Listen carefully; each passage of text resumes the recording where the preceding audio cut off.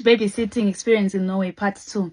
Thank you guys for engaging with that post. I'm so grateful for the feedback. Now, for people asking if the baby woke up, guys, imagine I'm like sitting there, mom is sitting there, we are looking at each other, we are shaking. Baby is not responding. Like, he was breathing normally. To me, it was restful. To the mom, she was so shocked. And also, like, what was happening with her being so strict about the baby shouldn't sleep in the afternoon was like, oh, I'm trying to have restful nights, so if he doesn't sleep if he doesn't sleep during the day, he's not going to be able to sleep during the night. So she's also like, but I left clear instructions that you need to try to keep him occupied and everything, you know. So we get to like around, I think we wait for like 30 to 45 minutes, and then I really just shake the baby a bit, because you know, now she's throwing out all sorts of accusations. She's scaring me. I've just arrived here. We have to call, I end up calling another woman from my country who has been in this country for years, and she starts to communicate to her how what I had done was so normal, because she also was asking me a lot of questions like, why is the drying towel in the lounge? That's the one I had used to put the baby on my back. And also, by the way, where the stroller was, where she had left the stroller, that's where it was. I hadn't used it clearly. So she's asking me, did you, okay, when he was crying, did you try to put him in a stroller? And then it rings in my mind, oh crap, I should have used the stroller. But I'm also not used to using the stroller, you know what I mean? Like, I have just put babies on my back through and through. Not that we couldn't afford strollers or whatnot, but you know, it's just a way of bonding, you know, back at home. So that definitely was not going to be the first thing that comes in my mind. And also, it was not making sense how I was supposed to be able to make the baby sleep in the stroller. Like, how was I supposed to do it? Now I know, but that time I didn't. So, you know, she's like, she's panicking, she's coming all in at me. So we shake the baby wakes up. That was now around 7 p.m. but it wasn't its usual like active self or screaming when it wakes up, screaming, crying. So she's like, why isn't he crying? Why is he like this? The temperature was okay, thank God. Because here in this country, your temperature just gets a bit, if you feelable, if you can feel, I don't know the word, if you just feel temperature, it's fever, it is deadly. So I'm just grateful. Then, like, so after this lady explains to her, then I get to go home. She's like, I'm going the baby tomorrow to the doctor, the baby better be fine or else I'm not paying, you know. So that was okay. So like she goes to the doctor the next day, and thankfully, like, the doctor does say everything is fine. So the lady who had talked to her on my behalf asked her that please print out what the doctor says, and she explained to me that just in case this woman is being too hard on you, she might want to create drama and find a way not to pay you. So I'm going to ask her to ask the doctor to print out what he would have said and concluded. So the doctor actually said, oh, the baby was okay, it was just overfed. So that would explain why it was oversleeping. And also, by the way, even during the night the baby slept, she had to literally wake the baby so that they could go to the doctor.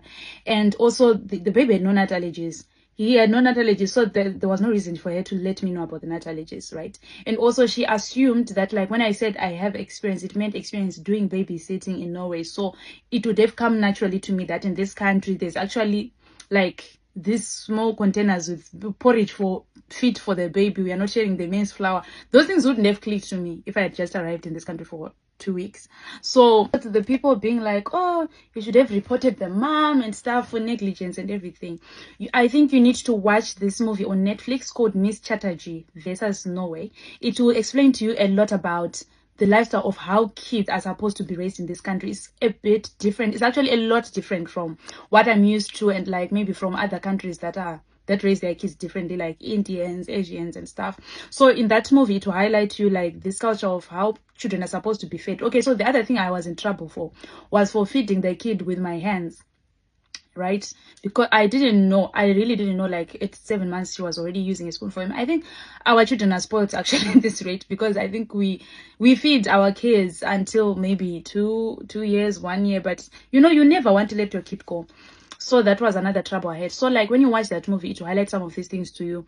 And also some of the things that wouldn't have rang a bell to me is how it is normal in this country, even in the winter, to put a baby in a trolley and leave it out in the cold where it's supposed to sleep better.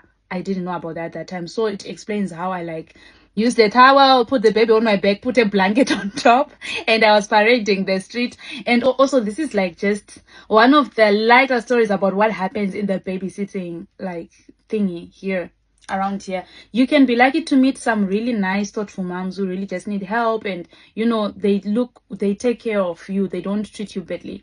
But also, even if you're checking the comment section, you see some people are also like talking about how this is things. There are people who choose their victims wisely. They know if you're a person of color, they can do these things to you, just mess you up, make you feel guilty, so that they also don't pay you the way you would have agreed, right? So I'll tell you one day of another story about my friend who, like, when she was babysitting for a while, the child began to get very close to her, to the extent that whenever she would arrive for the job, it would start crying for her and want to leave the mom. And it became a problem to the extent that she ended up being reported for, like, abusing the child. So, like, babysitting here is complicated because you don't want to get close to the child, but you also don't want to not get close to I don't know, it's a mess. But after that experience, and then I started hearing other people's horror stories about this thing, then I just was like, I probably got out safe.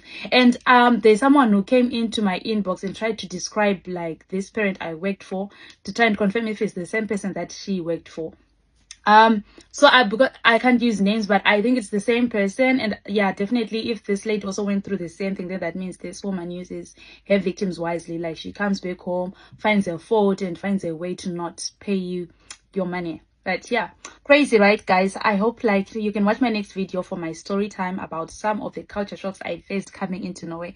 And if you would like to see my finished drawing of myself, not so myself, but the locks looks like mine though, you can just follow Afri Braids on Instagram. I'm trying to turn into an artist because people didn't support my talent, so I'm trying to explore new creative outlets. Peace, Marcus.